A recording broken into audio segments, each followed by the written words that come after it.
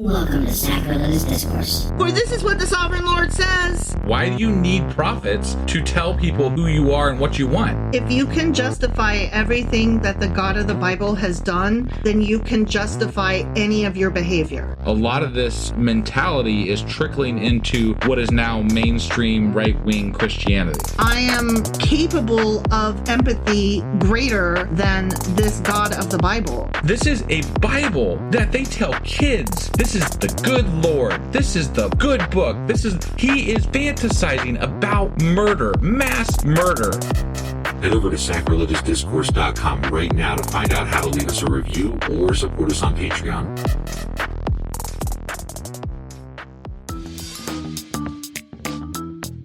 Hey there, sinners and saints. It's your favorite Bible-bashing duo from Sacrilegious Discourse, and we need your help. That's right, folks. We're raising funds for some heavenly equipment and a studio that doesn't sound like it's in the depths of hell. Our current setup, let's just say it's more apocalypse than audiophile. So if you want to hear us dissect the Bible without the background noise of demonic squirrels, chip in a few bucks. We're aiming for $5,000 to upgrade our audio and build a studio worthy of blasphemous banter. Donate today and help us spread the good word of atheism. You can find a link right on our homepage, sacrilegiousdiscourse.com. Every dollar counts. Even if it's from your collection plate.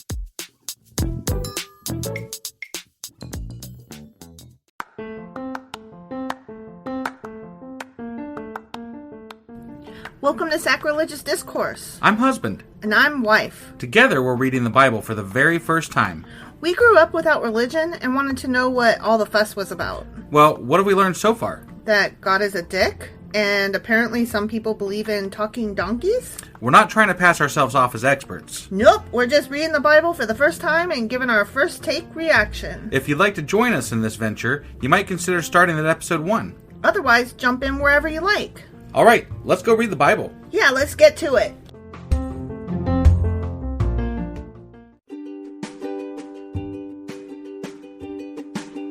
Hey wife, did you know that Anchor is sponsoring our show? Really? Don't we use Anchor to distribute our podcast on Spotify and Apple Podcasts? Yeah, and we are on just about every other platform available as well, thanks to them.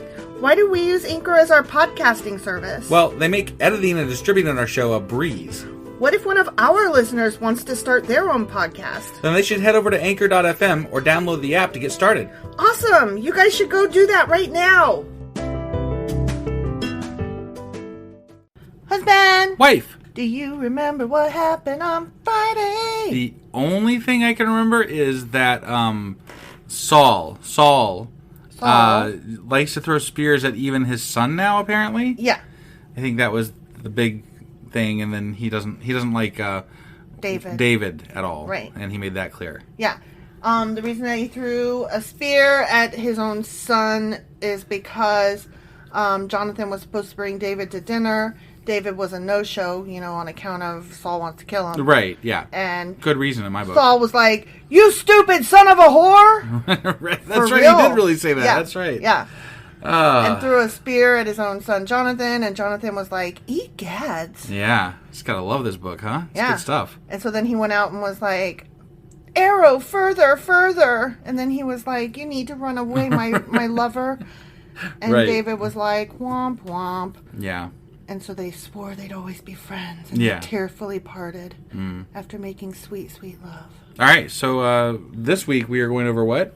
That was 1 Samuel chapter 20, and we are about to enter 1 Samuel chapter 21. All right, let's go see who he throws a spear at this week. Right?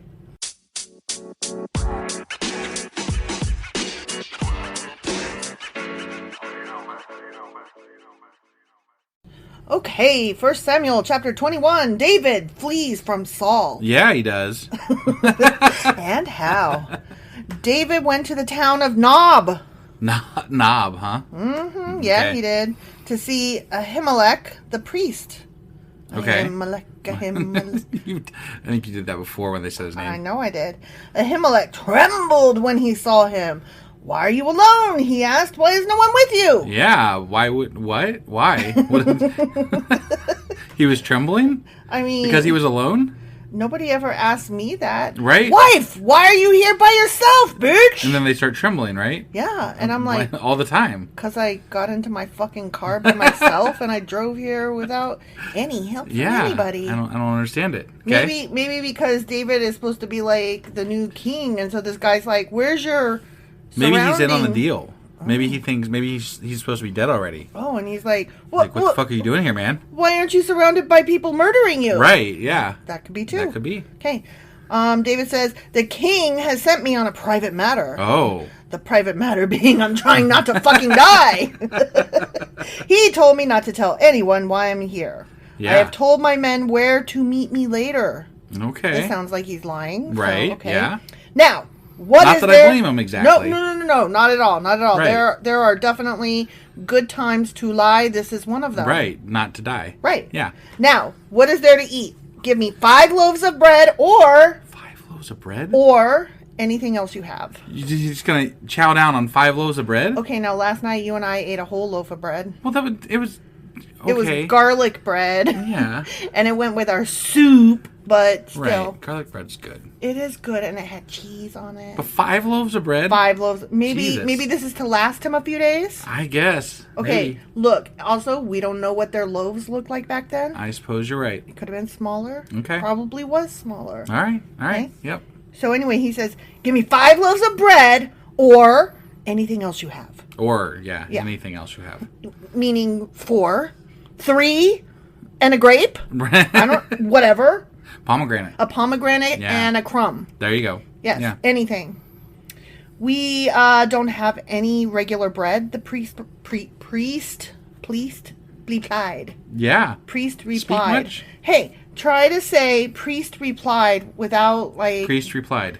without knowing that it's coming up in advance. Oh, okay. Yeah. Well, I can't do that now because I already know it's coming up in advance. So. But there is a holy war. Wait, that is not what it says. You fucked my shit up. Sorry. Okay. But there is the holy bread, which you can have if your young men have not slept with any women recently. Oh, because There's other people? No, there's not, but he's pretending like, I need some 5 loaves of bread and stuff to take to my guys. Yeah. I'm not just asking for food for me. Okay. Sure. So there's holy bread, but only if they haven't slept around lately. Sure. Don't worry, David replied. I never allow my men to be with women when we are on a campaign. What about when they're not on a campaign? What do? Tie their dicks up? I mean... And since they stay clean even on ordinary trips, how much more on this one? Right. I don't know. Why? What?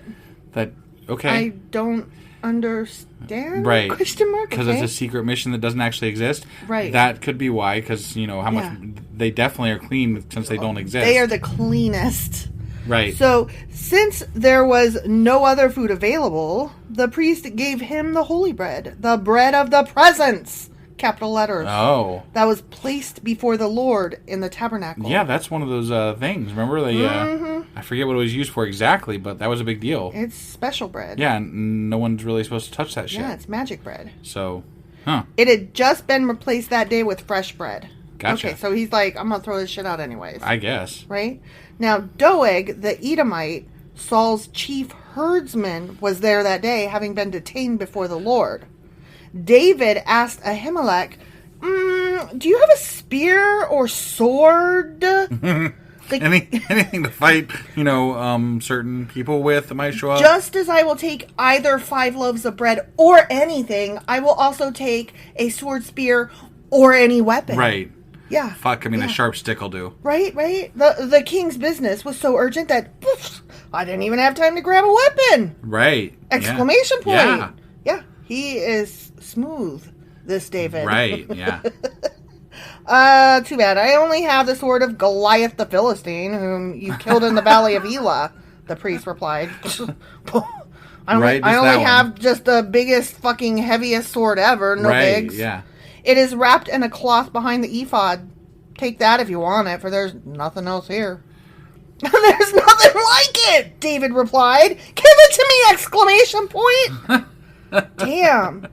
So he got it. He got it, He yeah. got it. The big sword. That's kind of exciting. Like, I didn't know that was a thing that was going to happen. I mean, this was carried by a 9-foot tall dude. Like, right. Is he even able to heft this thing? Or this kid throws rocks. He's the strongest of the strong. He used a slingshot to fucking knock a hole through a guy's head. Mm-hmm. And how strong do you have to be? Well, leverage I don't indicates really know. that you don't really have to be as strong as right. I'm hefty, just a huge ass pretending. sword. So. I'm pretending for him. Oh, okay. He's so strong. He's the ancestor of Jesus. He's the strongest of the strong. I mean, what are you going to do, right? Yeah, I don't know. So David escaped from Saul and went to King Achish of Gath. Achish of Gath. Okay. That king. Yeah. But the officers of Achish were unhappy about his being there. Okay. Isn't this David the king of the land? They asked. Isn't he the one that people honor with, like, dances, singing? Wait. They're referring to him as King David? Yeah. Did I miss something again? No, this whole book is full of whack. Okay. We covered this in our Saturday Q&A, that they're all out of order because they're two different stories. No, I get that. One that doesn't even fucking belong to him. I get that. But, like, the last I knew at the dinner that he was fleeing from, Saul was still king, wasn't he? Right, but keep in mind that per our Q&A on Saturday, there are two lands right now, remember? Right. And so David is becoming king of the one while Saul is king of the other. Oh. And politically, they are trying to make the writers are trying to make Saul look as evil and crazy as possible to justify all of David's works. Okay. Does that make sense? No, but okay. Well, I mean, does it make sense? Yeah, I guess. Given that this book is stupid and history is dumb. The way they're covering this is completely wrong. Like, no, it is. It is, totally. But they've stuck stuff in and didn't bother to be like, but does it make sense, though? Right. Okay?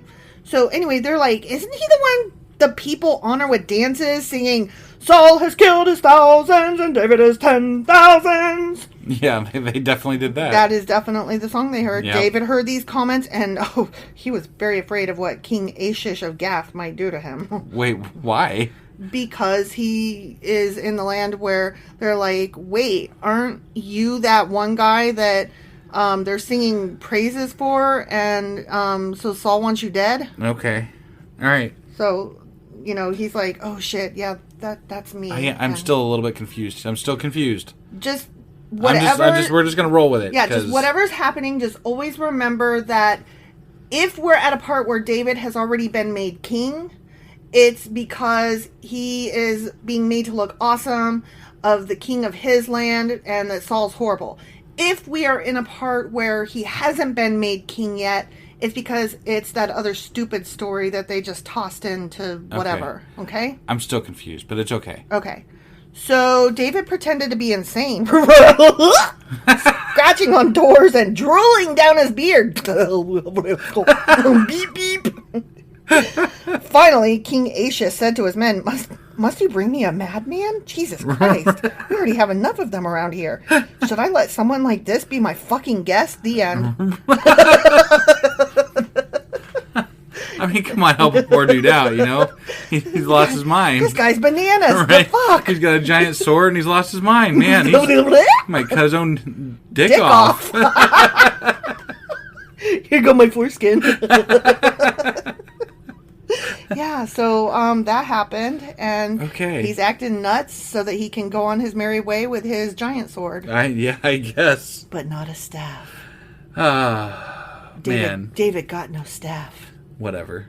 I don't know. It's ridiculous. This is ridiculous. It was a short chapter. It's a short chapter. Let's just roll with it. Yeah, I'm just going to make it to next week, and then maybe we'll cover the same shit next week as we did this week and find out what the fuck they fucked up this week. So Right? That made sense, right? So that was 1 Samuel chapter 21. Made no sense whatsoever. Not at all, yeah. Nope. And tomorrow we will probably be even more confused in 1 Samuel 22, chapter 22. Yeah. And I hope that I get to make those crazy sounds again. That was fun. All right. Well, we'll see you guys tomorrow. Bye.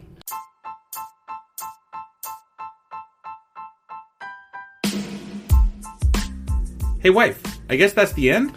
But husband, that's just sad. It doesn't have to be. We are on lots of social media platforms like Twitter. Our handle there is sacrilegious_D. For D's nuts. Oh my God. Stop doing that. Anyway, we're also on Facebook, Instagram, and Pinterest. There's a link to all of our social media sites at our website. Ooh, we have a website? Yeah, it's sacrilegiousdiscourse.com, where you can also find a link to our merch shop. We have a merch shop? Yep, we have podcast-themed clothing, mugs, notebooks, and more, as well as an atheist and science-themed products. Wow, our fans should really go check that out right now. Definitely. They can get in touch with us by sending an email to sacrilegiousdiscourse@gmail.com. But before they do that, we could really use some help. Oh yeah? With what? Well, it's not free running the podcast, and we need some financial support in order to get better equipment, which will free up time so we can concentrate on our podcast and our fans. Okay, so what should they do? Head over to patreon.com/sacrilegiousdiscourse and sign up as a contributor on our podcast. Supporters there receive additional bi-weekly episodes that we record just for our Patreon members for as little as $2 a month. Also, we'd really appreciate it if you would like and subscribe on whatever platform you're using. And Apple Podcast reviews help us out tremendously.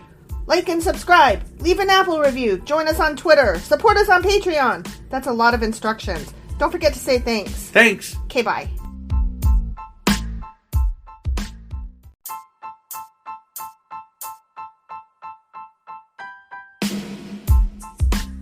Hey wife, I guess that's the end? But husband, that's just sad. It doesn't have to be. We are on lots of social media platforms like Twitter. Our handle there is sacrilegious_D. For D's nuts. Oh my God. Stop doing that. Anyway, we're also on Facebook, Instagram, and Pinterest. There's a link to all of our social media sites at our website. Ooh, we have a website? Yeah, it's sacrilegiousdiscourse.com, where you can also find a link to our merch shop. We have a merch shop? Yep, we have podcast-themed clothing, mugs, notebooks, and more, as well as an atheist and science-themed products. Wow, our fans should really go check that out right now. Definitely. They can get in touch with us by sending an email to sacrilegiousdiscourse@gmail.com. But before they do that, we could really use some help. Oh yeah? With what? Well, it's not free running the podcast, and we need some financial support in order to get better equipment, which will free up time so we can concentrate on our podcast and our fans. Okay, so what should they do? Head over to patreon.com/sacrilegiousdiscourse and sign up as a contributor on our podcast. Supporters there receive additional bi-weekly episodes that we record just for our Patreon members for as little as $2 a month. Also, we'd really appreciate it if you would like and subscribe on whatever platform you're using. And Apple Podcast reviews help us out tremendously. Like and subscribe. Leave an Apple review. Join us on Twitter. Support us on Patreon. That's a lot of instructions. Don't forget to say thanks. Thanks. Okay, bye.